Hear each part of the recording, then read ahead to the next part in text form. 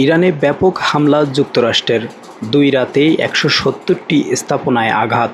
যুক্তরাষ্ট্র গতকাল বুধবার টানা দ্বিতীয় রাতের মতো ইরানের ওপর ব্যাপক হামলা চালিয়েছে।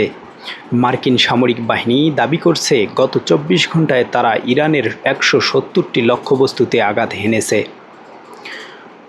উভয় পক্ষের মধ্যে যুদ্ধবিরতির মেয়াদ বাড়ানোর পর এটিই ছিল সবচেয়ে বড় পরিসরের হামলা। মার্কিন সেন্ট্রাল কমান্ড সেন্টকম জানিয়েছেন, এই তীব্র বোমাবর্ষণের উদ্দেশ্য হল হরমুজ প্রণালীতে বাণিজ্যিক জাহাজ ও নিরপরাধ বেসামরিক নাগরিকদের উপর হামলা চালানোর ক্ষেত্রে ইরানের সক্ষমতা আরও দুর্বল করে দেওয়া।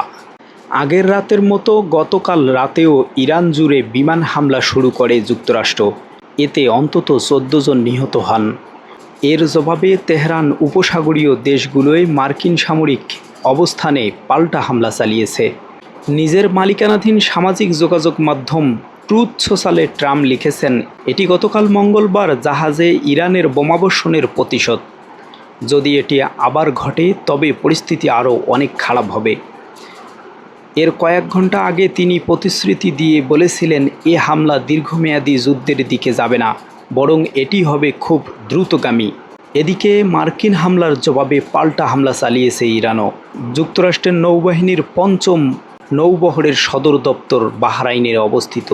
ইরানের হামলার সতর্কতায় দেশটিতে অন্তত 3 বার সাইরেন বেজে ওঠে। পাশাপাশি কুয়েত ও কাতারেও লক্ষ্য করে ক্ষেপণাস্ত্র ছোড়ে ইরানি বাহিনী। ইরানের ক্ষেপণাস্ত্র প্রতিহত করার কথা জানিয়েছেন জর্ডানও। এসব দেশে মার্কিন যুক্তরাষ্ট্রের ঘাঁটি রয়েছে।